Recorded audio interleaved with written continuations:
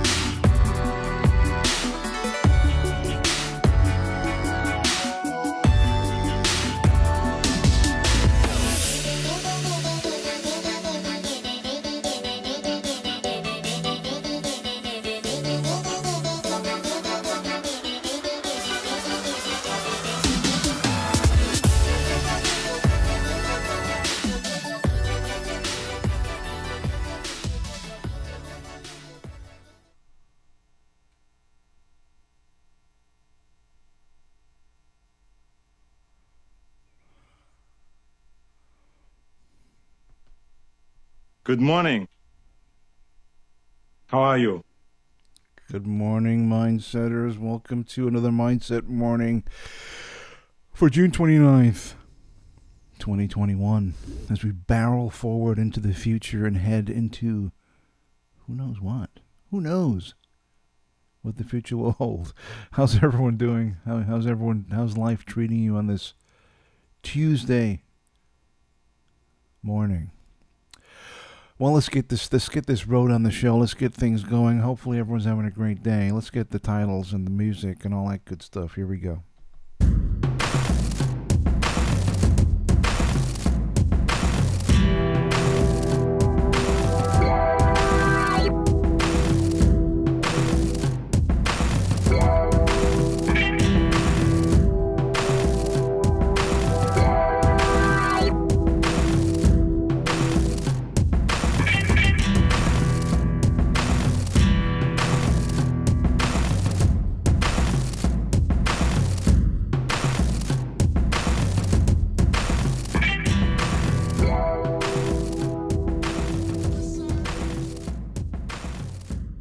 Well, there we have it. So, how's everyone doing, man? I got my massive mug of actually a friend of mine. Last night we were talking, and he said, "Hey, you sure that that coffee cup is big enough for you?" And and I was like, "What are you talking?" And then it clicked. Oh, he's watched the stream. Oh man, yeah, it was a tough one getting up this morning. Like I think I think it alternates between days. Today was very difficult, and it was weird. So I woke up this morning. No, I woke up and I got out of bed and I ran. It was still dark. I stumbled into the kitchen. I started making coffee, and then I grabbed my clothes and everything for the day. I headed to the bathroom, turned on the light in the bathroom, and I was like, it's really quiet outside. And then I went and I looked at the clock, and it was 2:47 a.m. I was like, are you fucking kidding me? Are you kidding me right now? So then I had to go turn off the fucking coffee. And then I went back to bed, and then I went back to bed, and then my alarm went off at like 5:15 this morning. I was like, I was like Frankenstein, fire bad, and then I stumbled out of bed like The Walking Dead. Managed to get into the bathroom, brush my teeth, jump in the shower. And then when I get out of this, obviously once the water starts hitting your face, you start to wake up and feel a little better. So considering the way I felt then and the way I feel now, it's literally night and day. I'm awake, but I'm not woke. And then I made some coffee, stumbled over here, and now I'm here talking to you, fine people. You fine people, baby. Let's before we look into the comments and see who's in the house, who's here. We have to do another Arnie. I'm sorry. Good morning. How are you? There you go. And I'm gonna have a little drink. I was thinking about alternating my cups. I have a fun Ouija board cup that I might use tomorrow. The only reason why I don't use the Ouija board cup that often is not because it's not a cool cup, because it is a super cool cup. It's just it doesn't hold as much coffee as my Jack Skellington mug. But what are you gonna do? All right, let's see who's last night was a weird one too. Let me just tell you this. So I had like I don't know, like 8 bottles of beer left over from the weekend. And usually I just wait, I just leave them until the following weekend. But last night, man, I don't know, I put some music on. I was listening to Portishead last night. I thought I'll just listen to one album of Portishead. And I ended up listening to their entire catalog. So all night, I just had Portishead playing. And while Portishead was playing, I started drinking. So I drank all the beers. And I got a good buzz going on, I mean, I wasn't drunk by any means, but I did get a good buzz going on.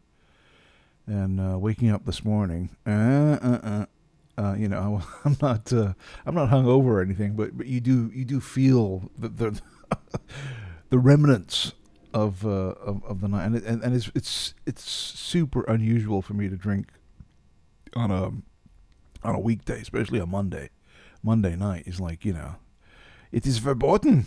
You know, I never have the desire to do it, but last night, you know, I didn't have the TV on. I had the light. I had the lights real low. I had Portishead fucking cranking, not crazy loud, but you know, enough. And drinking beer, listening to Portishead, and it was a fun night. You know, you I guess living on your own, you learn how to enjoy your own company. And I've always been a bit of a homebody and a bit of a loner in that respect. So I do enjoy my own company. But yeah, it was fun. All right, let's see who's here. Let me scroll all the way back. So we got Punches Couches in the house. Hello, Punches. All right, mate. And we got Steve Wills. Steve Wills is here. Hello, Steve. Once again, probably the greatest YouTube handle ever created, which is the Stressed Bible Smite Club. You got to tell me the origins of that handle in the chat, please. In the comments or the chat.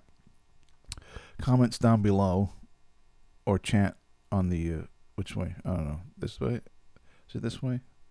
Yeah, this way. Let me know how you came up with that wonderful name. Full Addo is here. Karen Hoyle is here. Hello, Karen. Good morning. Let's see who else is in there. Rick Horton is here. Howden, rather. Happy day to you. Rick Howden. Am I saying your name right? Howden? I think I'm saying it right. Let's see. Christy Moreland from Belfast. I think I'm saying that right. I don't know. Steve Wills has given us a... Good morning. There you go. Who else is in there? Barry Crump. Barry says, hello, Gareth. I'm supposed to be picking up my dinner jacket from the dry cleaners, but I'd rather be spending my time watching you while eating cheese and olives.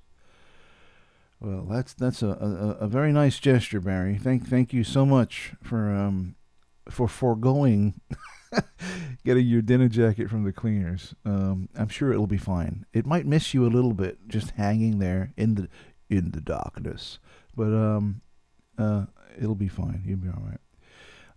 Karen Hall says, "What a nightmare!" Yeah, it was. Waking up at 2:45. Was it 2:40?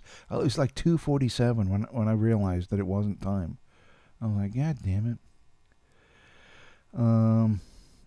Stressed Bible Smite Club says that coffee cup would be a torturous hole to fall in. Very deep. If you climb up, you can say I came from a dark place. It's very good. Good thinking. Why does this keep coming up? I don't know. 16/11/57 Gore says, great show with Ben and Niall on Sunday. Thank you, man. I appreciate that. It's always fun to talk to Mr. Niall Murphy, Mr. Opaque Lens, and, of course, Mr. Ben Emlyn-Jones. Ben will be on with me later on today. I was planning on getting Joe Dunn on today, but he couldn't make it. But he's assured me that he'll be on tomorrow, so we'll get Joe on tomorrow. So I reached out to Ben. I said, Ben, you available? He said, yeah, absolutely. Absolutely, baby. So Ben will be on in a little bit, and we're going to discuss the UAP report and all that fucking shit that everyone's probably sick to death of hearing about, because every fucking podcast and YouTuber that has even the vaguest interest in UFOs has been blabbing about it incessantly for the past 3 days. So it's either going to be fascinating or you're going to be like, oh my God, shut the fuck up about this UAP bullshit. But we'll see. Steve Wills is in Portishead today. Yeah, man. Yeah, baby. Great band. I don't know what the place is like, but I think that's where the members of the band were from, right? They're from Portishead, and then they named the band after their hometown. But the band, was it trip hop? They call it trip hop, that style of music. I think it's fucking wonderful, dude. Especially their first album. Their first album, Dummy. Oh my God, fucking masterpiece. Amazing. Let's see. Jackie Green's Cats and Things is here. Hi, Jackie. Nice to see you. And Christy says, "Nice try at the accent, Gareth." Yeah, I probably fucked it up, but I'll get better. You know, I should hang out with you, and I'll pick it up like that. Sprig of coffee time, folks. Sorry. There you go. Very good. Yeah. So last night also, I don't know about you guys, but as the night wore on, and I was drinking more, and the music was playing, I started to get like a little melancholy. You know, I don't like feeling like that. I'm always fairly upbeat and sarcastic. And it was weird, you know, having those kind of thoughts and feelings, you know, considering, you know, the bullshit that I've been going through for the past, how long has it been? 3 or 4 months, almost 5 months of nonsense. But then I fell asleep, woke up at 2:30, and here I am. But there you have it. Judging by the comments and the like, I guess having Steve Janier on yesterday was a hit. I think you guys liked me talking to Steve. I certainly enjoyed it. Steve's a good guy, very knowledgeable on all things, you know, ghostly and the like. And it was good. So maybe we'll get Steve on again, maybe in a week or two or something. We'll ask him to come back when we have some more stuff to talk about. If I get maybe an update on the the candle ghost. I've noticed, because I played back yesterday's show to take a look at it, to kind of see what you know, to see how it went and everything. And I noticed that once it starts getting bright, even though I have all the blinds are closed, right? I close all the blinds, and then I got the 2 lights on right here. I did notice though that as it gets bright outside, the colors in the room change, and with these lights, it makes my face look like a cartoon or something. It's very, very strange. It doesn't look. It looks all not pixelated, but weird. I don't know. So maybe I have to like adjust. If it would just stay dark. Doing the Friday Night Howl is easy, because when I go into the show, when the show is beginning at 8 p.m., it's starting to get dark outside, because that's the time the sun goes down, around 8 p.m. or so, in the summer here in LA. So when I do the Mindset Howl on Friday Night Howl, when I start the show, it's getting dark outside, so the lights work. But when I do the morning show, the reverse is true. When I start the show, the sun is coming up, right? The sun comes up around 6 a.m. And as the sun is coming up, it changes the light in the room. So, yeah, strange one. Distressed, let's see. Yeah, Jackie says your skin washed out. Yeah, kind of. Yeah, it's a strange effect. If you look at yesterday's show, towards the end of the show, when it's getting bright outside, I don't know, it looks weird. Like it's all like it's. I want to say the word that pops into my head is pixelated, but it's not pixelated. It just looks, the colors of my face and everything just change. With the camera I have is not the greatest. I need to upgrade my camera. When that'll happen, I don't know, but hopefully soon I'll be able to get enough money together to get a better camera. Because right now I'm using a webcam, and it's not bad. It's a good webcam. It's not, but I want to get something a little better to increase the quality, so you can all look at my beautiful face. And we'll see how it goes from there. Coffee swig time, folks. I'm sorry. You know what I noticed yesterday though, and I totally forgot about this. When I was rewatching. Oh, here we go. Here we go. Look at this. Fucking. It says Smart Stress Bible Club says position a spotlight behind your head, buy a smoke machine or a smoke vape for dramatic effect. There you go, man. Genius. And Napa's Quest. Shrouded hand here. Shrouded hand, man. Man, his videos are disturbing, huh? I mean, don't get me wrong. His videos are great. He makes great videos, but fuck, they're disturbing. There's been a couple of times where I've started to watch his video, and I got to turn them off because he's talking about shit that is so fucked up, you know. And I'm like, I don't want to sit through this anymore because it's so disturbing.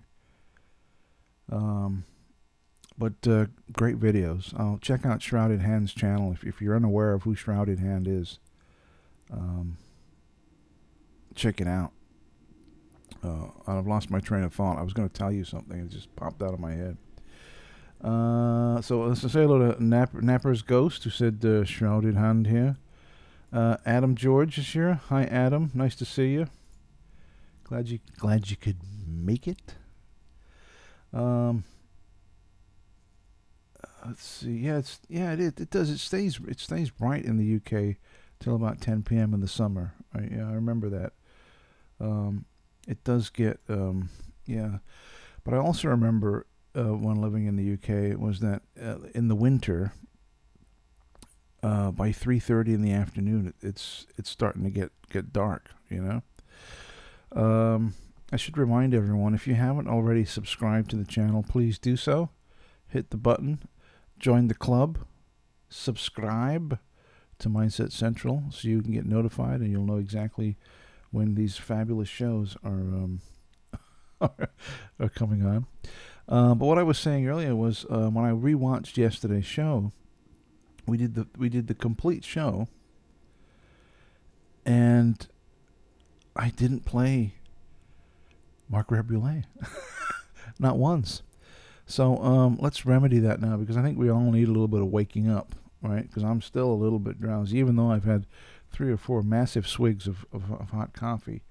I'm still feeling a little bit sleepy. So I think this might wake us up. Here we go.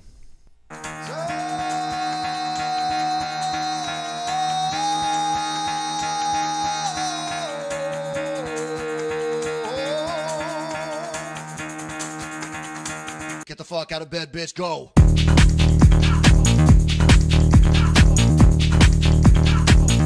Get up, again, they got go on.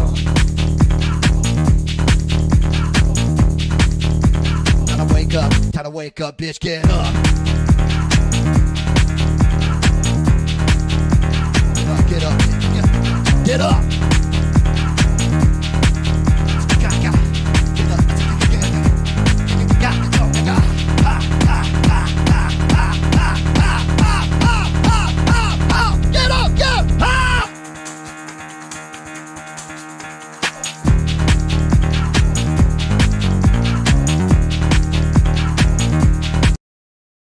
There you go. You awake now? I am. It gets the blood pumping, huh? Gets things going. Let's see. Roach says bars. Yeah, the bars. Yeah, Punches Couch says, hell yeah, just made my coffee. That's right, man. See, he's one of the other people it's actually morning for Punches too. Christy Moreland says, started watching Handmaiden's Tale. Very disturbing, because you can see it happen in the future. Yeah, I've been trying to get Ben to watch it, but he didn't like it. I do like the show. I think it's a good show. I think it is very disturbing. And I think the 4th season is about to start. I'm not sure. I haven't watched it for a while. I've watched the first 2 seasons and most of the 3rd season. Yeah, it is a good show, but it's not for the faint of heart. It's a very dystopian, fucked up future, which, you know, is not out of the realms of possibility.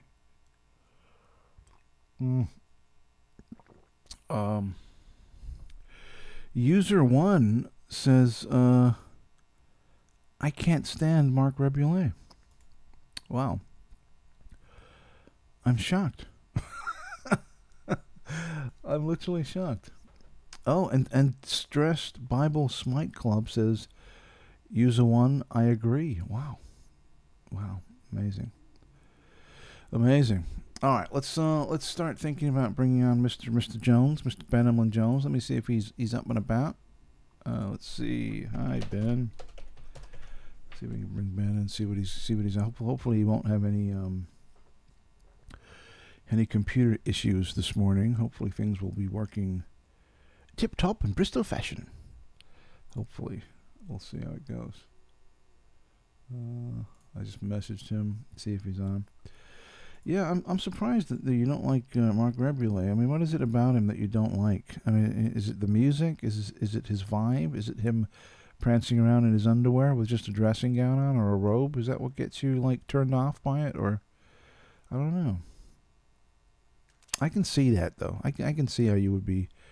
I remember when I first saw him, and I remember thinking like, what the fuck is up with this dude? You know, like, whoa, why is he acting like a fucking mental case? But then the more I watched it, the more it kind of, it grows on you, and then you're like, wow, this guy is super talented. It's amazing. But so if I can kind of see where they're coming from, but I don't necessarily agree with them, but I get it. I think, can't stand Mark Rebulet. What the fuck is wrong with you? What is wrong with you? Let's see. Punches says, these morning folks are hard to please. That's right, man. When I play Mark Rebulet on the Friday Night Howl, everyone loses their shit. Everyone loves it. The nighttime people are easier to please. Morning people are, I'm a curmudgeon. Wow, yeah. I don't like him, see? Yeah, see? I don't like him. But, I don't know. Yeah. So today Ben is going to be coming on in a little bit, and we're going to be talking about the UAP report, some UFOs. And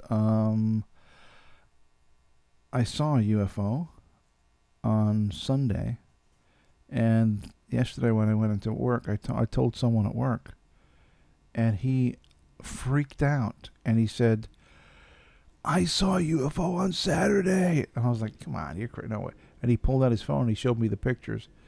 Now, the pictures I took are not very impressive, but the pictures he took were very impressive, which I'm hopefully going to be able to show you guys today. Let me just see if I can pull it up. And I'm not going to show you now, but I will be showing you when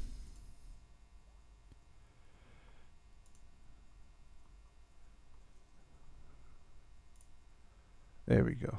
Yeah. All right. So I'll show you when we get Ben on. We'll talk about it. I'll show you the picture I took too, and I'll tell you what my UFO probably was. But it was an interesting little moment.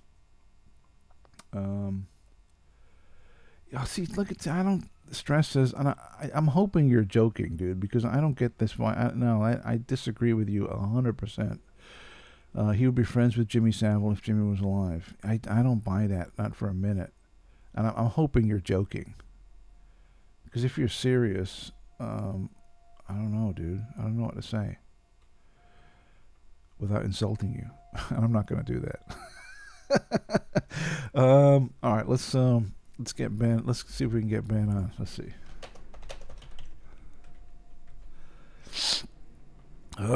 Tuesday. Shit, it's going to be Wednesday soon, then it's going to be Thursday and Friday and Saturday, and the weekend will be here. Oh, we got a 3-day weekend this week. Yay! Just July 4th, we get a day off, so we get Saturday, Sunday, and Monday off. It's going to be great, except for all the fucking fireworks going off everywhere, which is going to be a nightmare, pain in the ass. Okay, let's get Ben on here. Ben, are you there? Yes, I am. I don't see you. You should be able to try to press the button. Nothing's There happening. we Hello. go. Can you step back? Can you pull back a little bit? You got it right up your nose there. Oh, right, hang on. Let's see. What's happening now? I don't know. How's it? Is it magnified or something? It looks a bit. Yeah, it looks like it's a bit. There we go. There we go. Yeah, I don't know why that's happened anyway. But There we go. I got the beams of light coming out of my head now. I see that. I've seen it here. It says UFO Porter. I've seen the thing on. It's on my. That's right, on my man. feed, The UFO. Am I live now? Maybe you should retire the Hapanwo and call yourself the UFO Porter. What do you think? Well, we've got a UFO Jesus, haven't we? So You why could be not? the UFO Porter. What do you think? We've got ourselves a UFO Jesus. So Yeah. a UFO Porter's not really much further, is it? No. How are you, mate? You all right? I'm a little bit. Oh, I hear a cup. What do you got there, Ben? What's going on? Oh, tea. I was stirring my teacup. Tea or dragon juice or both? I've got both. I've got some dragon juice. I just got home from work, actually.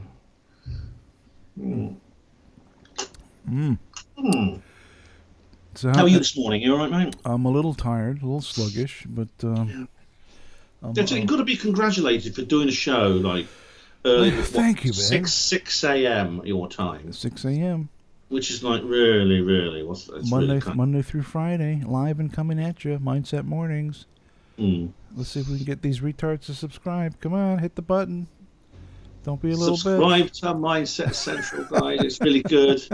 I know. I'm a big supporter myself. Do it now. And a contributor. Subscribe. Yes, See more of do Gareth it. and me, of course. Of course.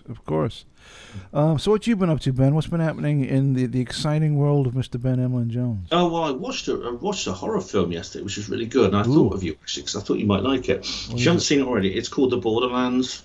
The Borderlands. I'm not familiar with that. Oh, it's about a paranormal investigation team who go to a church, a haunted church, and it's quite scary actually. You know, it's on the one hand it sounds like it's going to be a little bit cliche. You know, they find a secret passageway, stone stairs going down underground, and things like that. But no, there's a lot more to it than that. It's actually it's not only very frightening, it's quite thought provoking and quite good fun. Let me search for it. It's called Borderlands. The Borderlands, 2013. The Borderlands, 2013 film. There it is. It's set in this really spooky old West Country village, you know, like one of these OR Borderlands. sort of places, you know, one of these. OR.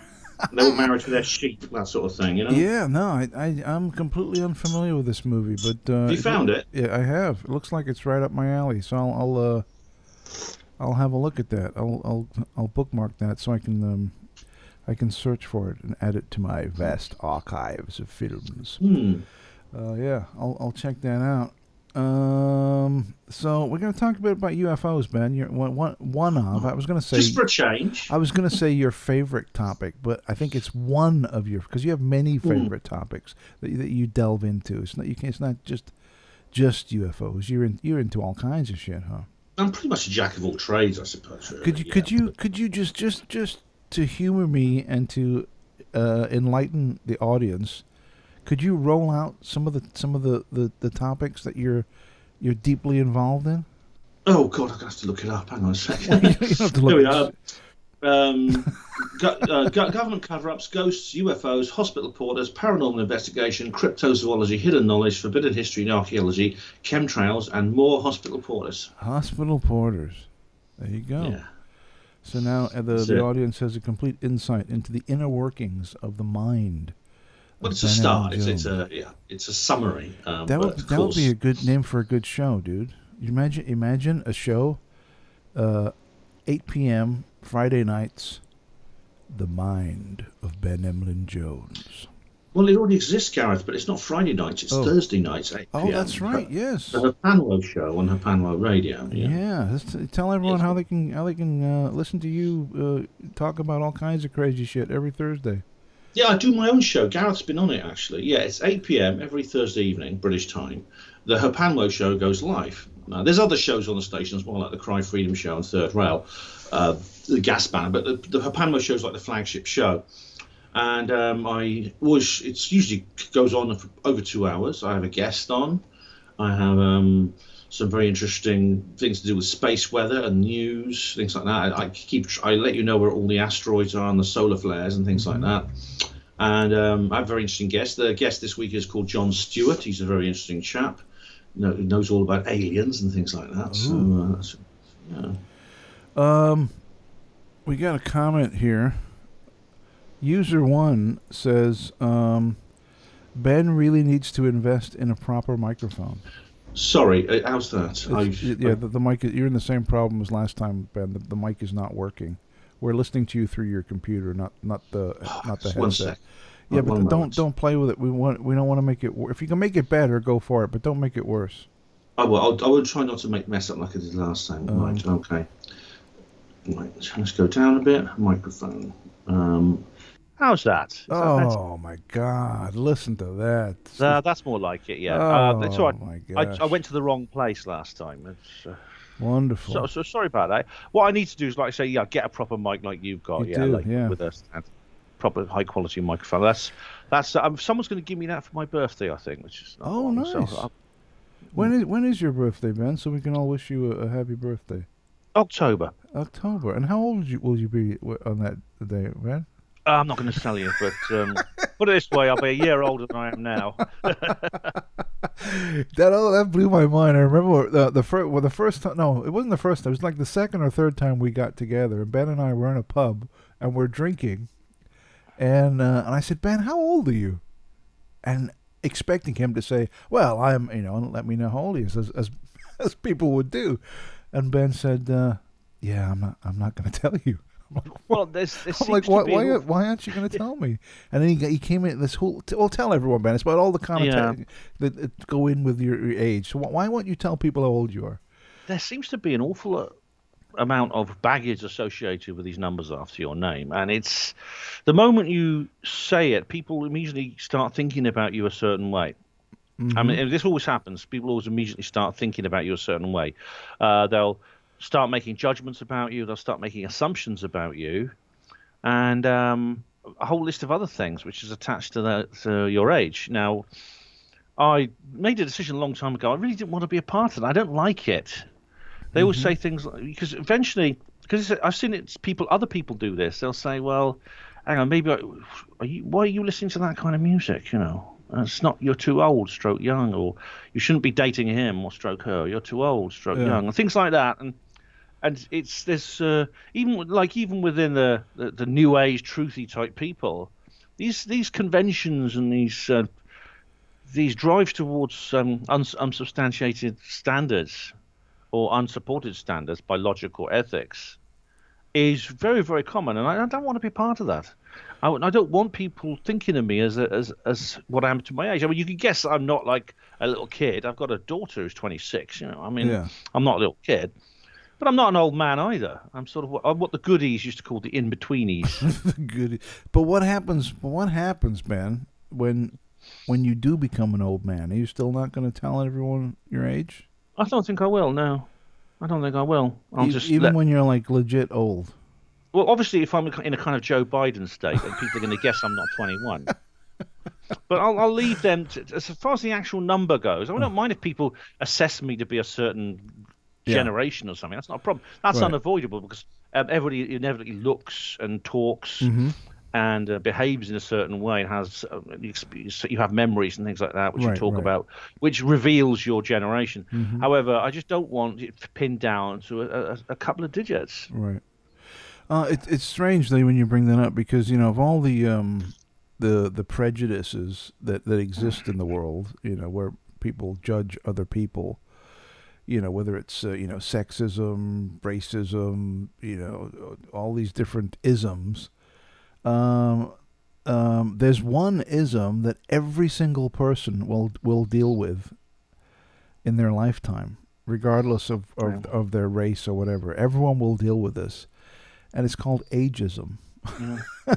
And every single person will go through it. As you get older, ageism will be foisted upon you, whether you like it or not. Every single person, everyone watching this today, if you've either already experienced it or It's coming. It's one of these things, like you say, you can't avoid, but also obviously in some cases it's justified. For example, if you're looking for somebody to I don't know, to sign up for the England football team or something, you wouldn't pick someone of my sort of generation because we're kind of past it, But Ben, that's prejudice. I mean, everyone should be allowed to play for England. Well, if you're good enough, yes. But of course, the thing about this is, Everyone should be. unfortunately, prejudice. We have not prejudice. we have quotas to fill. I mean, we have to hire certain people of a certain age and certain genders and certain race. We have. It doesn't matter how good they are. We have these quotas to fill. Come on, Ben. Well, the word hasn't got around that it should apply to sort of middle-aged white men yet, does it? I'll tell you what. I mean, like, we always are going to be, we're always going to be constrained in certain ways. I'd like to be able to grow an afro. I can't. It's as simple as that. Wait. Are you being serious? You would like an afro? I'm just giving you an example of the kind of things. Dude, it's a hyperbole. Hyperbole. When you said that, dude, an image flashed into my head, and I immediately thought of fucking Art Garfunkel. Do you know what? I used to look like him. I used to look like Leo Sayer. I had a big afro. Did you really? Of me, like, with a huge afro, yeah. My hair sort of like goes right out like that. I literally look like some kind of like 70s disco star. I was like Leo. Yeah. Can we have one of these pictures? I don't have it. I don't have them. They're in my dad's photo album.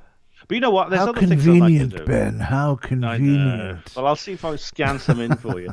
But I'd like to be a national hunt jockey as well. It's not going to happen. It's a physical constraint. That's life. There's some things we literally cannot do or are not suitable to do because of completely immutable facts about ourselves, either physically or mentally. I'd like to be able to. I wouldn't mind teaching in at Oxford. I wouldn't mind being an Oxford teacher. I can't because I quit school before I got any qualifications. So again, I'm not trained for it. I'm not educated for it. I can't do it. They would not consider me for that job. That's life. What if the diversity quota becomes so extreme, where in higher learning educational facilities, they say, well, you know what, we need to hire the teachers and professors that we're hiring. We're not hiring enough uneducated, unskilled teachers, and that's something we need to bring in. Let's all right. That's part of our diversity package. We need to bring in some uneducated teachers and some unskilled teachers because that group, that segment of society, is not being represented. Right, well, I hope that day comes soon, because and then I can get to eat on the silver cutlery in those big ballrooms with the paintings on the wall. And you see in the movies. You're saying about sport and stuff. I mean, they have to. I mean, they should be bringing in some unskilled players, right? Because that's a group that's not represented in the sports world.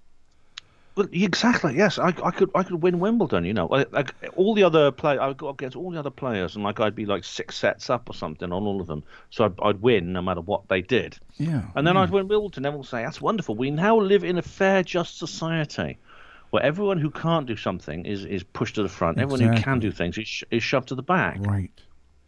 It's like in schools, it was actually quite bad. They were doing this when I was at school. They decided that they used to put kids into sets depending on how well they were achieving. Like there was set 1 to 6, and 6 was the special needs set. I was always in set 3 for a while, but I was put down to set 4. It's set 5. Most of the kids were actually, like most of the decent kids, the kids I liked, were actually in set 5. But how did that make you feel though, Ben? Absolutely no problem at all. You see, because then they changed it, so it was the teachers actually were some of the teachers didn't like this, but they changed it into mixed ability sets, so that children were all basically they got rid of the entire set system. Basically, they called it mixed ability sets, which meant that the teachers now had to deal with children who were in one class. They'd be some like really dumb kids and some really bright kids, whereas under the old system, the bright kids would go straight to set 1 and 2, where they could really thrive. They could really the teachers would be trained, and they could really excel themselves. They could excel to their full potential. Whereas the less bright kids, they'd be in set 4 and 5 and 6, and they would get the treatment that they needed to achieve as much as they could based on their natural intelligence. Well, so the set system was perfect. I thought the set system was perfect, but it was done away with because but it's unequal. People are unequal. People are not all the same. Well, we have different strengths and weaknesses. My ex-wife is a teacher, and I remember years ago we had a conversation where she was telling me that, say she had a class of like 30 kids in the class. It's a big class. She would say that a small percentage were really smart. Another small percentage were dumber than shit.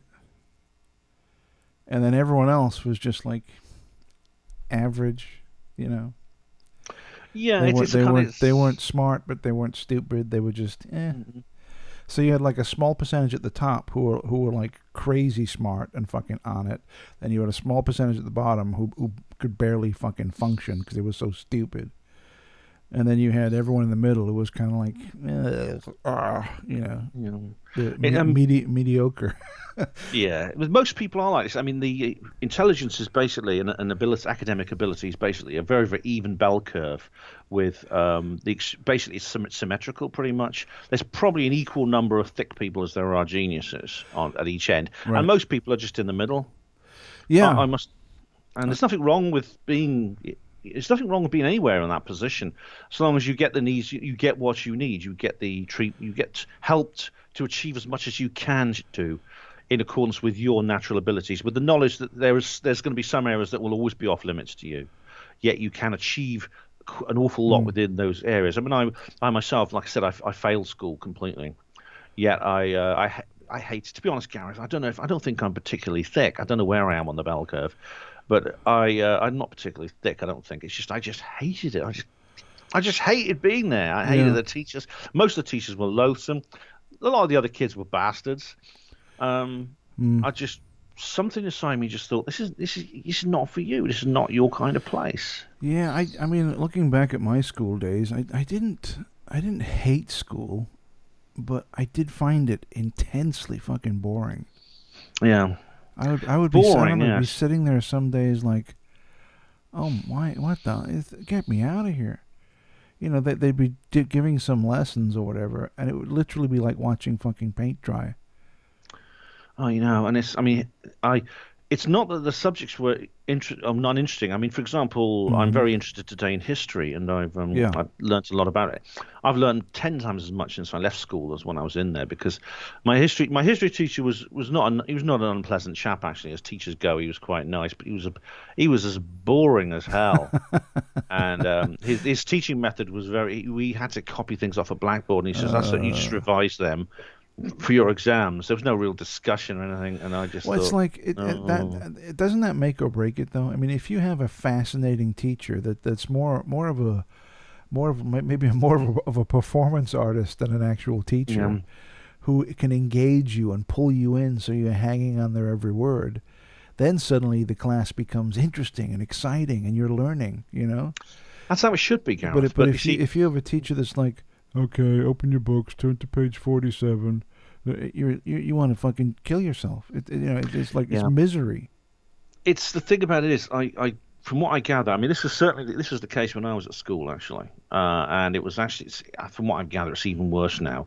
You have like set curriculums. You have a national curriculum in Britain. I know from going to my teacher's parents' evenings and reading the school reports, that there's a whole load of targets they've got to reach now. Every single lesson, they call it key stages. Yeah. Every key stage is broke down to 4 sections, and they have to tick something every time she passed a certain section, things like that. And it looked extremely bureaucratic, and I can't help thinking. I mean, I'd love to have had a teacher like Mr. Keating in Dead Poets Society, because that was Robin Williams' character there. Mm-hmm. Now that I love, I'm a big fan of that film. Robin Williams is It is a great movie for sure. Yeah. as brilliant. It is a great Robin, movie. yeah, he was Robin ever since he did Good Morning Vietnam. Robin Williams was role cast into these sort of anti-establishment figures who go up against a very tested kind of very tested kind of normality. And this was one of his best in that role. He tried to make the kids' lessons interesting and teach them to think for themselves, things like that. And he ended up being manoeuvred out of his job. And I can't help thinking that that must happen to teachers. There must be some teachers who desperately want to teach children a certain way, and they're just not allowed to. They're just forbidden. Because they're banned by the rules. The rules, yes. You have to teach them this way. You have to teach them that way. You have to teach them this, that, and the other. I mean, there's occasionally they rebel. I mean, as we've talked about before with the critical race theory thing. I mean, there's some that are really kicking up about that, and that's a good sign. However, it's something that should have happened a long time ago. Yeah, I mean, I don't. We could talk for hours about critical race theory, and I don't really want to get into that today. We've done that before on the Mindset podcast, haven't we? Yeah, we've delved into it fairly deeply on the Mindset podcast, but we can certainly get into, maybe on another Mindset Mornings. We'll delve into the ins and outs of that. I was uneducatable, basically. I'll put it that way. I could not be educated.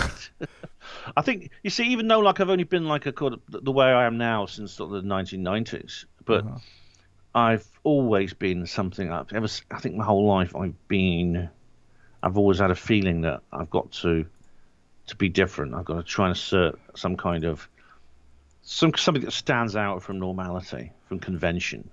Yeah. I remember that from a very young age, thinking that. Yeah, I know what you mean. I want to kind of transition a little bit over to the ufological.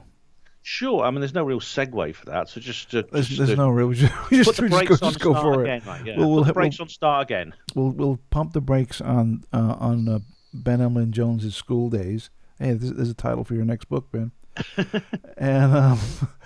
And we'll talk a little bit about. I'm just trying to get all because let's see. There we go. All right, so let me line this stuff up here so we can take a look at it. Let me pull this up. There we go. Oh yeah. Oh right. You showed me this, haven't you? Yeah. So I was on Sunday afternoon. I was driving around, and I stopped at a red light, as one does, and I looked out the driver's side window, and I saw this thing just hanging in the sky, not moving at all, and it was rock solid, dude. It wasn't wavering or moving, like in the breeze. It was solid. With no sound whatsoever.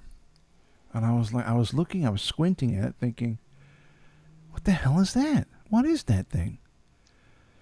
So I grabbed my phone and I snapped a couple of pictures. So this right here, this is the first picture I took. And you can see it in the distance. It kind of looks like a bird at this distance, right? Like a little bird thing.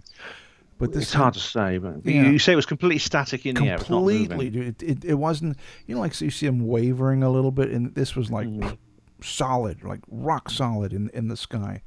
It wasn't moving at all, and there was no sound, nothing.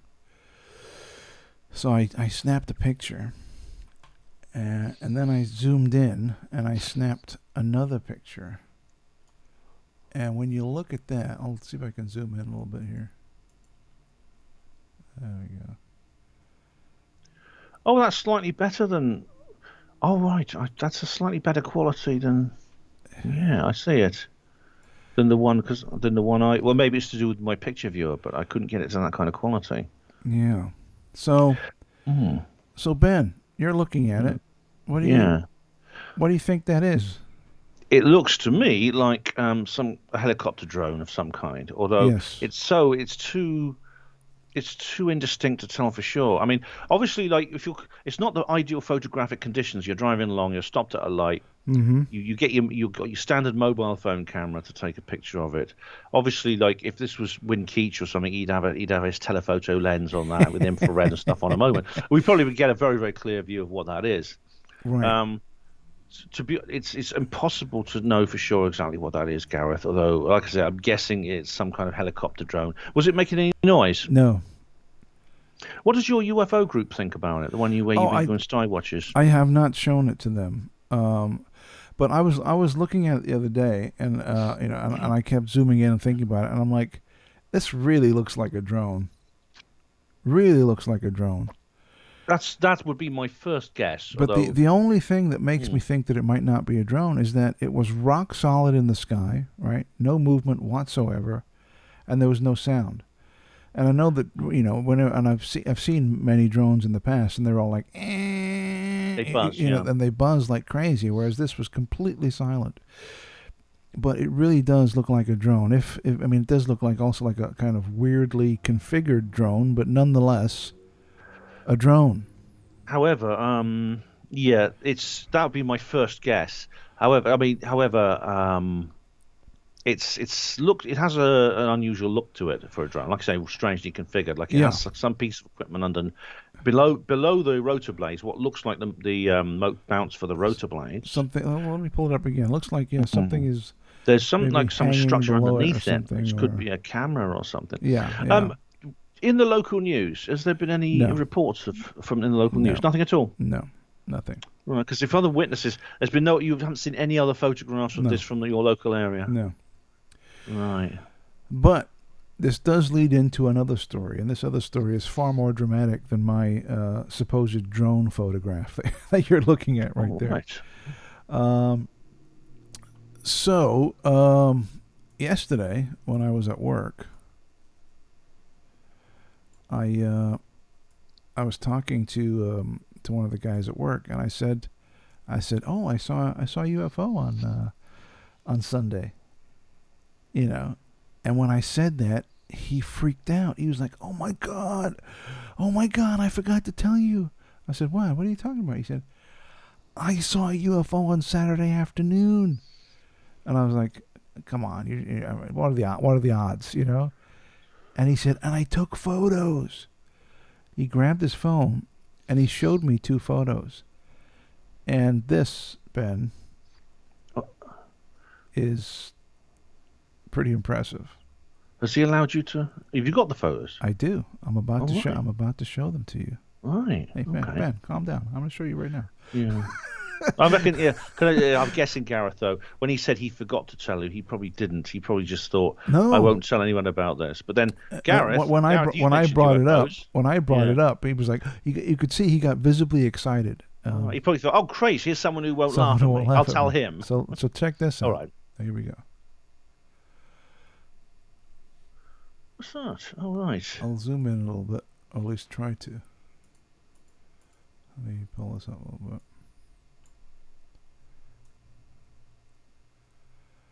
There you go. Oh, can you go in any closer? Yeah, I'll try to. Yes. There. Right. How's that? Yeah, I can see it now. What did he? Where was this scene? Where did he see this? So he was in his backyard on Saturday afternoon. Is that somewhere in Los Angeles? Yep, with his friends, having a few beers, chilling, kicking back. And one of his buddies says, "Hey, what's that up there?" And he looked, and he said, "Oh my God, what is that?" And it was just hanging there, not moving, just hovering, just hanging in the sky. So he grabbed his phone, and he zoomed in as best he could with the phone. He snapped a couple of pictures. And as he snapped the pictures, it started moving slowly like this, and then, boop, it was gone. Oh, right. Now, that's interesting, because I was going to say it looks like a bunch of balloons, but obviously if it moves and then disappears, then it's not. And it was gone. Now, admittedly, it was far away in the sky, so this is not the greatest picture, but it does look. It's an anomalous object, right? It's an anomalous shape. He said it was hanging there, and then it was gone. It flew away at incredible speed. Did it make any sound, any noise? No, I think it was too far away. He said it was pretty far away in the distance. It could be, if it's far away, then it could be of some considerable size, what he's looking at there. Mm-hmm. Now, the fact they disappear, that's not unusual, and very often the disappearance is actually simply that it suddenly moves very quickly. Some sharp-eyed people can just see a very sudden, very, very fast acceleration. Yeah. And they do actually see it move, but sometimes the acceleration is so quick they just sort of like vanish. There's other people who say, well, they decloak, they could, hide themselves, open the dimensional portal to get out of this universe or something. I just gotta say, Ben, that's a hell of a yawn you got there. Just got back from work, I'll be all right in a little while, but I've been early finish again, so I can't complain. It's see, that looks like, I would have said it could be like a bunch of balloons. The Eccles case was a bunch of balloons, but obviously we don't know what this is, right? I mean, when you first glance at it, you think, well, it's probably a balloon, right? Just it's gone up real high. But he's saying it was stationary and then it was gone. So the balloons don't do that. But no, exactly. I can see when you look at it, it does look. It could. If it was just the photo with no context, it could be a balloon. Unusual shape, probably a bunch of balloons, like helium balloons, I'd say, like a bunch of them that escaped from a fairground or something. Although they would be moving upwards. They would be. They'd be moving upwards. They go up and up and up, and then they reach a certain altitude. They expand because they pop because the pressure gets low, and then they just fall. The pieces just fall back to Earth. However, that's it's too indistinct, and I mean it's not his fault. I mean people don't carry around Wynn-Keach style telephoto lenses with them. This was all on his. When they're in backyard parties, they just have their mobile phones with them. And if that's the only equipment he had, then he can't be blamed for not getting the ideal picture. And we'll take another look, but this was all just done on his phone, and I'm zooming in here. So he zoomed in on his phone, and I'm zooming in here so you can see it. But there you have it. That's pretty much what I have. So you got my drone picture. My weird drone picture that made no noise and didn't move, and it was weird because the light eventually turned green, and I drove off and did my whatever I was doing, and then when I came back, I drove back the same way, and it was gone. There was nothing there in the sky. It was gone, but it was so weird because it was so stationary, Ben. It was so still that I was staring at it, and it looked like that it was attached to something. Like if there were like imagine if there was like a steel tension wire and it was just hanging on the wire. It was that kind of stationary. It was that kind of stillness. It wasn't moving at all. I can see the weather looks quite fine. Was it very windy that day at all? No, not at all. No. What about your friend? Was it windy when he was having his party? Do you know? Did he say? No, I don't believe so. I mean, it rarely gets windy, as opposed to like gale force winds or that's a rare occurrence over here. I reckon the thing, I would check the local media, local newspapers, websites, bulletin boards of social media groups and things, community pages, to see if anyone else has seen anything strange, especially anything that resembles that, and also show it to your local group, the people you go to the park sky watching. I've missed the past two meetings. I haven't been able to go because it's on a Sunday, and I had shit to take care of, so I couldn't go. But then there's another one coming up next month in July, which I'm going to try and go to, but we'll see. It's so weird. I always have the best intentions, because they send an email in the email group. They send email saying, "Hey, on this date, we're doing a sky watch," and I'm like, "Oh, I gotta go." But then as I get closer to that date, I'm like, "Oh fuck, I can't go. I gotta take care of X, Y, and Z." Whatever, so stuff comes up to stop you from going. Yeah, but we'll see. We'll see if the next one I'm able to swing by and and check it out. And if I do go, I'll take my phone. Obviously, I'll take your phone everywhere with you, but I'll show them the photos and see what they say. The feeling that I have though is that when I do show it to them, they're not going to be like, oh, that's a drone, or oh, that's a balloon. They're going to be like, that's a Type C52 craft from the Zeta Reticuli star system. Do you know what I mean? It's going to be that kind. You know what I mean? Are they those kinds of people? There's a lot of people like that there, which is kind of off-putting, you know? Yeah, I know people like that. Some of them are very nice people, and I like them. But I don't. Sometimes I want to say to these people, look, you don't know that, surely. I mean, how can you tell just from this rather blurred image? It could be, sometimes these things are just drones. Yeah. And you just got to it's a shame the quality of photography is actually not generally not better than it is when it comes to UFO photos, and that's simply because UFOs are not like studio sets. You don't set up all the lighting and get the focus and exposure exactly right. UFO photos are taken spontaneously by people who are not expecting to see it, which means they're usually using whatever equipment they can get their hold of, which is usually their mobile phone. Mobile phone cameras are adequate for taking selfies in pubs, but they're very, very bad at this sort of work. Very often their hands are shaking, because they're excited very often, or they're frightened and their hands are shaking, again, which adds to the blur of the image and affects the framing of the image and the quality of it. So that's, I'm afraid, the world we live in. That's what UFO photography is like. And what's more, in this day and age, someone will always accuse you of faking it. Well, if it's too good, especially, people say he faked it, right, exactly, and they might be right. That's the problem. They might be right. With using your cell phone to take a photograph, the majority of the time these objects are far away. So when you're taking a photograph with your phone, that far away. Obviously the lens and the sensor on the camera, they're not designed to take pictures of faraway objects. So it's even if you see something that looks like legit and you take pictures, the quality is not going to be that great.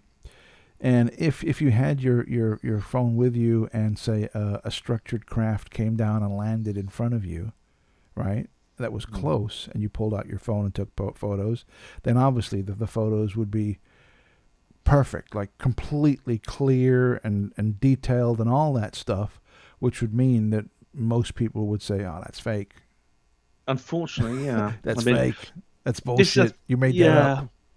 There's often very good eyewitness testimonies to things, but very rarely does the physical evidence or the photographic evidence match it. I mean, this is why the reason the Phoenix Lights were so significant is not because the photography. I mean, the photographs and footage that was published by the news was actually the worst they could get hold of, but it's the fact there were so many eyewitnesses on the ground. It's what you would expect flying over a city of 1 million people.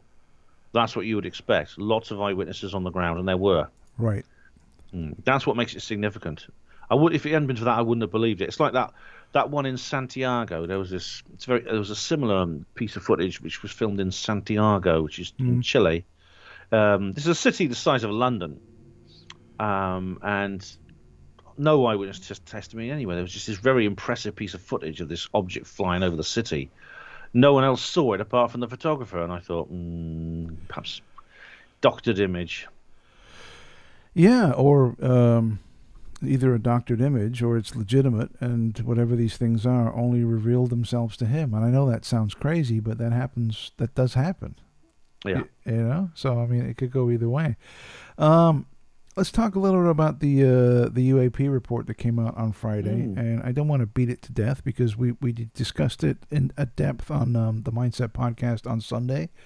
Plus, every YouTuber, blogger, podcaster on the planet with even the vaguest interest in UFOs has done a report or a show on it in the last couple of days.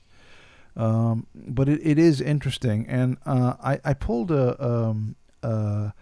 an image that you posted, Ben, the other day, and I don't know whether you created this or whether you grabbed it from somewhere, but it's pretty good. And it was this one. Let me just line it up.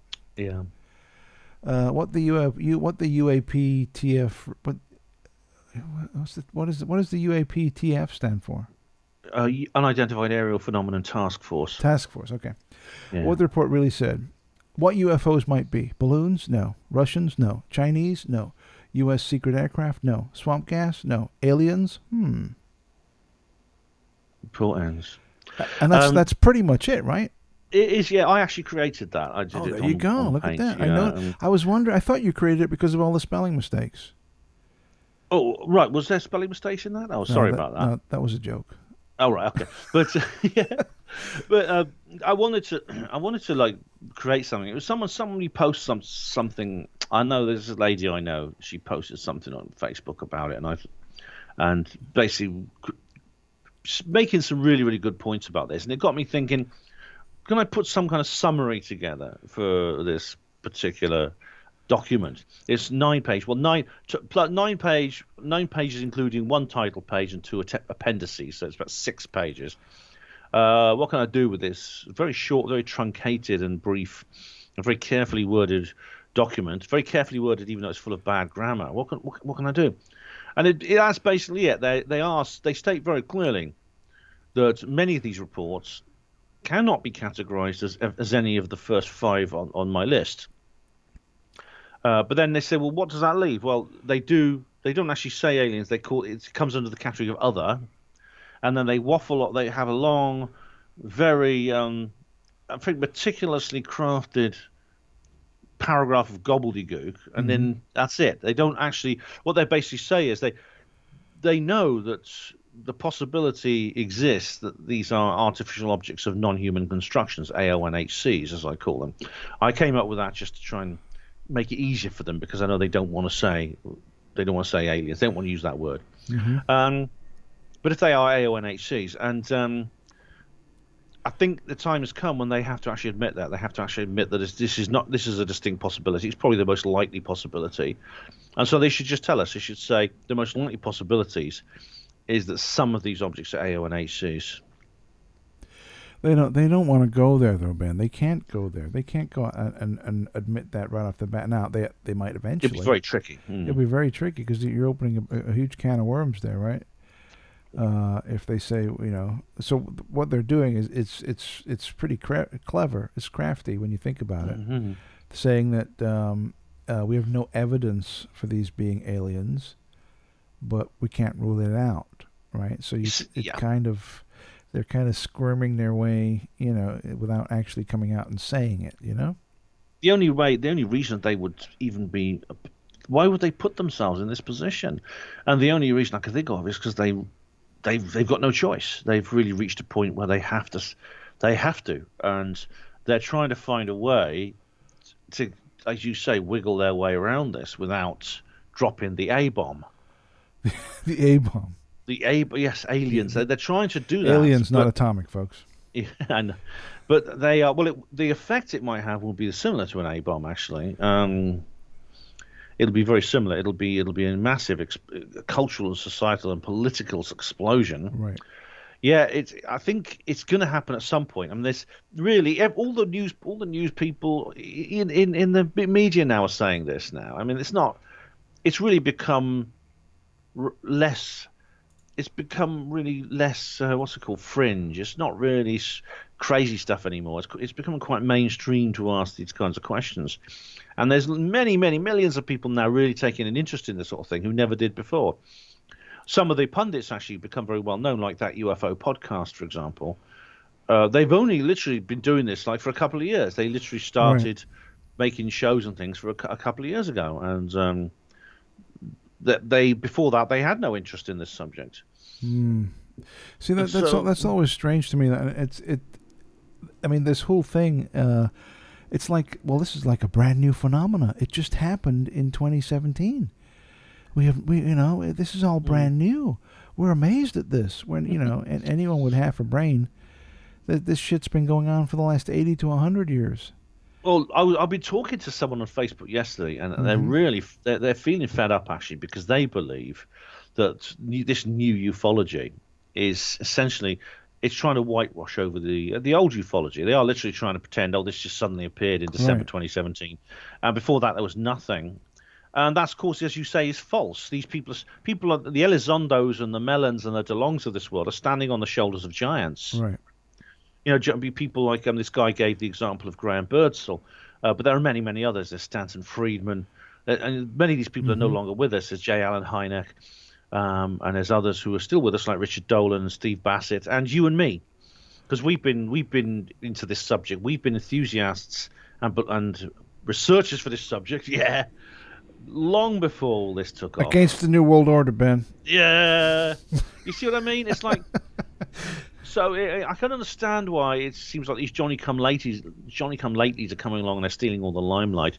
So I just think to myself, we must never let these people forget that. We must never let the public forget that actually this is nothing new. This has been around for a long time. This is something that most people laughed at since it really began in earnest 75 years ago, and most people have laughed at it, and now you're no longer laughing. Well, we mentioned this on the Mindset podcast, how we've noticed that certain celebrity scientists are slowly starting to backpedal and reverse their decisions, where in the past they've outwardly mocked or ridiculed the UFO topic, and said, that you guys are crazy, that there's no way they can get here, blah, blah, blah, all this bullshit. And now they're kind of like, well, it's possible. And they're trying to kind of, and I sense a Brian Cox impersonation is going to appear any moment. But it does seem like they're starting to reverse their...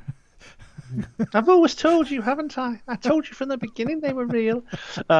It's Arthur C. Clarke very, very wittingly said that all knowledge passes through a number of stages. First they ignore it, then they laugh at it, then they demonize it, then they accept it, and in the final stages they say, I thought of it first. And we're kind of at the I thought of it first stage now. Now, the way the skeptics like Cox, are going to behave differently. Cox, I think, will simply he'll probably just retire. He will not want to face the music over this. Now, Neil deGrasse Tyson did an interview with Sam Harris the other day. I tried to listen to it, but Sam has started putting half his stuff behind a paywall now. Wow. And ironically, he was just getting to the point in the interview where he brings this up. And then suddenly, this is the end of the free edition. Subscribe here to hear the rest. And I thought, oh, you bastard, you tantalizing, teasing bastard, Sam. I thought, but Tyson has been, he's been very unoriginally stating various things. He got into an argument on Twitter with Alex Dietrich, the pilot, and he was just saying, This is how you solve the UFO mystery. 1, learn astrophysics. 2, learn logic and science. And 3, learn. And you're going through this. I can't remember the exact words, but then Alex Dietrich wrote underneath. She says, "Well, guess what? You see, I've done this. I've learned science. I have a science degree. I teach psychology and things like that. I was a U.S. Navy pilot, and guess what? I believe in UFOs." And she said that in reply to Tyson. Tyson, I think, will come. Tyson, I think, is going to eat humble pie simply because he's quite a genial fellow. Yeah, I agree. I we agree. talked about that before. How he's the kind of bloke we could probably have a pint with. Tyson does come off as just a nice guy. He legitimately comes off as like a nice guy. And I think that while he will have egg on his face in regard to this subject, he'll probably just hold his hand up and say, "You know what, guys, I got it wrong." Exactly. I really think he will move that. On. But the likes of your buddy Cox, that guy is such an arrogant prick. Yeah. He will retire just to escape. Escape the onslaught of of looking like a fucking buffoon. There's another interesting fellow actually. And that is Seth Shostak. Now he's kind of like he's taken over the whole SETI movement. Originally it was started by Carl Sagan and that, because and then others came along, and there's people like I'd done a talk on SETI and UFOs, which you might find interesting. But Seth Shostak and Jill Tarter, and there's a couple of other people now running the SETI movement. Yeah, Shostak made an interesting comment. Again, I can't remember it verbatim. But it was along the lines of him saying, "Oh my God, that everything's changing now. I've been wrong all this time. How am I going to get out of this without actually admitting that I was wrong and have laughed at this subject? Although I'm going to very quietly maneuver myself up the starting grid so I can be in pole position when it all breaks, when the light goes green, basically, and that's what he's doing. So I don't think he's any less dishonest than the other skeptics. I just think he's more intelligent. He wants to ride this wave. He knows the writings on the wall, and that he's been talking fucking horse shit for the past 30 years. And he knows. He's aware that everything. He's like, can you imagine? You had a point of view that you've invested so heavily into in your life, right? You've invested, like, it's a major part of your being. You've invested all the, and this is bullshit. You guys are retards. There's no UFOs. Blah, blah, blah, you're crazy. You're crazy. And then suddenly there are UFOs. It's a very, very difficult thing for him to deal with. You look like you look like a fool, like a fucking idiot. It's something it's like some people can't cope with, and they just go into denial. They double down, and they just go into denial. Others will retire and just get out the way. I think Cox will just simply retire. Shostak, though, appears to want to try and battle with this dragon. And you see, Seth Shostak was brought into this BBC documentary. I don't know if you saw it, but which one was it called? It's called The Conspiracy Road Trip UFOs. Oh, yeah, that's the one that Charlie Veitch was on. They tried to get they tried to get you on there too, right, Ben? Well, yeah, Charlie was in the original. They did an original pilot show on 9/11, and they did a 3-part follow-up series, which they asked me to be in, and I told them no effing way, or words to that effect. And when I watched it, I was very relieved. I definitely made the right decision. Yeah. They would have. I mean, they would have had a field day with you, dude. They would have fucking had a. You know what I mean? They would have. Yeah, I would have. They would have never lived that down. Oh man, can you imagine? All the people I know who took part in. Some of them were do I call them contestants? I don't know what you call them. The people who are involved. I know that they all but one of them deeply regrets it. They deeply regret it. I mean, for example, there's the original one with Charlie Veitch. There was another person in that. One of the other people actually wrote to me when they read my review. And they told me, you've got no idea how awful it was, Ben. They've completely misrepresented every word I say. Every single word I say in this which was edited in is being projected in a different context to how I meant it. Right. They've not allowed me one single moment of true expression. And she said, I wish I'd never done it. I wish I'd never gone on this stupid thing. It is, though. It's very everything is very heavily edited, and they can change the context of your words and edit you in such a way to make you sound a certain way or say a certain thing, a different connotation, and they can fuck with you completely, right? What we saw on the TV screen was totally different to what happened. In reality, yeah. They were also treated they were treated in a certain way, which leads me to think they were being harassed. For example, there's a lot of traveling involved. They had to basically go all over the eastern United States over a period of 5 days, stay in various locations in hotels and things, and they had food withheld at certain points. Which meant they didn't get enough to eat. So they get all crotchety and angry. And then probably they're all pissed off because they can't eat. Yeah. And then they'll ask them some questions, and then suddenly there's a camera in your face. I think that's deliberate. It was deliberately intended to put them in a certain frame of mind to get good reactions from them. Exactly. Veitch, of course, is just like, oh, yes, it was really good. I think I'll just change my mind on this and stuff like that. Yeah. The others, I just felt... it was appalling when he did that. It was absolutely appalling. But then I kind of saw that coming because the bloke, unfortunately, does have a bit of an ego problem. And so, obviously, he's always vulnerable to that kind of thing. He has a weakness for that kind of thing. Right. The others all never changed their minds, but everything they said within it was completely and utterly wrong. That they believed that they had good answers for the points they were challenged on. Mm-hmm. And they weren't allowed to. They were not allowed. Their points were not demonstrated properly by the program. And I thought, well, I didn't want to say I told you so to this person, but I said, that is the idea, Gareth. That's why they create these programs. They create these programs as propaganda. They're not investigations. Well, they do the same thing, Ben, when they send the roving reporter out onto the street to interview the public about topical things.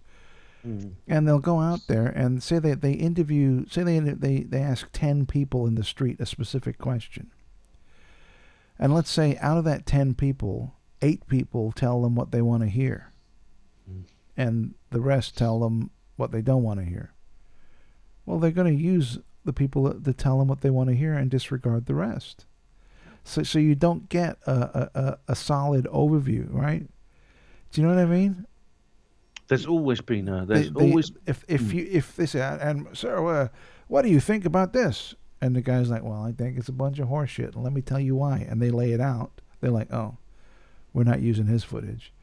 Sir, what do you think about this? Oh, well, I think it's a great idea. Oh, we're going to use him. Right? They pick and choose instead of just showing, first come, first served, regardless of what the guy says, whether it's towing the party line or not. Let's get that out there. But no, they don't do that. The perfect example, there's a perfect example what you just said. It's the death of Prince Philip. When he died a few months ago, at the grand old age of 99, they did like Vox Populi, like as you've just described, the kind of Vox Populi reports from outside Windsor Castle and things like that. Some people turned up and they with bunches of flowers and they laid them down. Someone put an inflatable horse there because they know Prince Philip loved equestrian sports. Inflatable horse. Isn't it like a balloon shaped like a horse? Yeah. Generally, though, I mean, compared to the death of Princess Diana, though, where the number of bouquets that were left was so huge, there were millions of them. I mean, they were all over the streets and all over the fields and everything outside Kensington Palace. This was nothing like that. They were also asking people that you could see. They only had a handful of actual people speaking, and they all spoke very respectfully of Prince Philip and things like that. And I think they really struggled to find those people because a lot of people turned up just out of curiosity, I think, just to see what was going on. Yeah. But as far as the national mourning went, the sense of loss that the country felt, it was pretty much non-existent. Most people's attitude nobody to Prince gave a Philip shit, is, right? I mean, nobody. This miserable old fuck that nobody liked even when he was alive. Now that he's dead, no one gave a rat's ass. So how are they going to play this? How are they going to work this angle? They really they had to find some people who'd say something nice about him. Most people, I don't think no one turned up because they hated him, but most people who turned up were pretty much indifferent, Gareth. They just didn't really care. Whatever. I mean, he's an old man. He doesn't have much of a public face. He doesn't really have the common touch that Diana had. So he's gone. Okay. So what? Yeah. He had a funeral. Right. He's dead? Oh, okay. Okay, there you go. Next. I mean, he was 99 for fuck's sake. I mean, if he was, 25, okay, well that's fucked up, right? But 90, he had a good life. He lived in luxury all of his life. Never did a fucking day's work. You know what I mean? Had everything done for him. Never worked a fucking second in his life. Had everything, and he lived to 100. And people are sad about that. It's a bunch of fucking nonsense. Fuck that guy. Yeah. He's also doesn't seem to have he's also a little bit tactless when it comes to things he says. Like he often says things like, "I'd like to be a virus in my next life, so I can eliminate the population." Honestly, if he died before the coronavirus came out, I thought, well, there you go. That's what the coronavirus is. But he said things like that. He said he said a lot of things. He was something of a Germanophobe. He said some really horrible things about Germans. He supposedly thinks he's supposed to be this epitome of an Englishness. However, he's actually not English at all. He's Greek. He was born in Greece. They had a little bit of they did a little location shot from the church where he was baptized. He was baptized Greek Orthodox in this little church, and they had like a camera outside and things like that. He's so really the BBC, when we went overdrive, the whole royal family, stroke media, industrial complex, BBC, royal projection machine had to really go overboard to make this a tragedy, and they did. You could see them making an effort to turn this into a tragedy. Yeah. Even the funeral itself was a very normal funeral. They just carried him in, said some prayers, carried him out again. It was a very ordinary funeral. Did they? Because I have no interest in watching any of this shit, so I didn't see any of it. But did they have like people lining the streets and stuff, or no? A few. They did have some people, but it was not. I mean, this is really interesting. Even you compare it to the death of someone, even a commoner. Like a few months before Philip died, Stephen Hawking died. Yeah, the famous physicist. Right. There was it's very popular when he went that he had really won the hearts of a large number of people, not just within the scientific community, but he was an important cultural figure too. He was a pop scientist who everybody adored, and he was. I think it's to do with his disability. If he didn't have this Lou Gehrig's disease, no one outside. He'd obviously be a great scientist, but he wouldn't be the pop figure that he is. What you're basically saying, Ben, is that if Brian Cox had Lou Gehrig's disease, he'd be popular. No, because the thing about Hawking was he was also very fun. I mean, he's obviously had like charisma. Depending on whether it was him speaking or someone else programming his voice machine, you can't. Yes, that's true. I've often thought that too. I mean, he might have been in there. He wasn't even doing it. Some other guy someone else just programmed the, hello, I am Stephen Hawking, and he has nothing to do with it. He's just some body and some fucking body, some carcass in a wheelchair. He's got a huge amount of spirit within him and a huge amount of personality, and people loved it. And when he died, there was a huge crowd outside the church and along the streets. People had nothing to do with science, and they were genuinely upset. They were genuinely sad. People were crying, and I think there was a lot more. That's what you didn't see with Philip. You didn't see people would turn up just for the spectacle, just to see what was. People lined the streets at the funeral more out of curiosity than anything else. Yeah, I hear you. But there was no. I didn't see any grief. I didn't see anyone crying. They'll probably see. I didn't see anything like that. Glad to see the back of that fucking retard. But it's like in North Korea, in North Korea. Oh yeah. They have when the great leader died, and indeed when the dear leader, the second, his son, that is Kim Jong-il. When he died, they were literally. You could see people crying. You could see they were telling people to cry. It was all choreographed. If you don't cry, we'll kill your family. Yeah, that kind of thing. Yeah, they were literally people were putting on an act, and you could see it, and because it's just like the news reporter on TV was like crying on TV, like you never see them doing nowadays. Yeah, a bunch of nonsense. They're all very controlled, aren't they? Yeah. Yeah, it's very sad. Well, Ben, I've just noticed the time. I need to start wrapping this up because I gotta get ready to go to work. I got a full day ahead of me. Your day is wrapping up. But Ben, I want to thank you so much for coming on such short notice. Always a pleasure to talk to you. Let's do this again, my friend. Let's get together and chat some more. We always have a good conversation and explore some thought-provoking topics and areas. Ben, tell everyone real quick where they can find you on the internet if they want to see more of Mr. Ben Emlyn-Jones. Just go to Hospital Porters Against the New World Order, HPANWO, HPANWO. Just put that in there, you'll find it.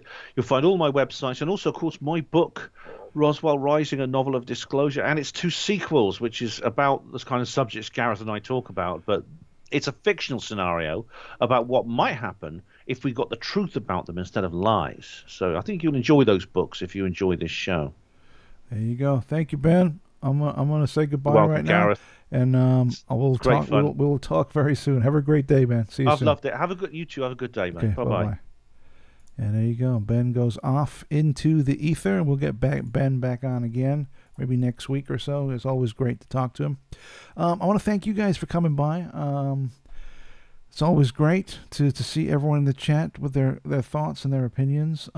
If you have not subscribed, please consider doing so. Hit that subscribe button, hit the thumbs up, and the bell and all that stuff so you'll be notified when the next stream or the next video is posted on Mindset Central, so please do so. I got to get going, unfortunately. We could be here all day. We literally could be here all day. People have joked with me that I should do a full day's stream, and maybe one of these days I will, and just to bring people on. We did it on Boxing Day last year. Last year we did the Mindset Boxing Day Bonanza, and that's on but it's like a 10-hour stream where we had multiple guests coming in and out throughout the evening, and it was a lot of fun. It was one of those ones where we start off completely sober, and as the show goes on, we get drunker and drunker, and by the end, we're just all completely fucked up. But anyway, thank you all for coming by. If you're just starting your day, have a great day. If it's mid-afternoon to early evening, if you're in the UK or Europe, have a great evening, guys. Hope you have a fun time. Have a good evening. Relax, chill. Your Tuesday's just over. My Tuesday is just beginning. So have a great day, and we'll be back tomorrow morning at 6 a.m. Pacific Standard Time here in California. We'll be back with another live show. Tomorrow we got Joe Dunn, Mr. Florida Trailblazer himself, scheduled to come on, so we'll have a good conversation there. Spread the word. Let people know about the Mindset Mornings on Mindset Central. Let's get some more people in the chat. And I'll see you all tomorrow morning, same time. Have a great day, everyone. I'll talk to you all soon. Good morning. See ya. Bye.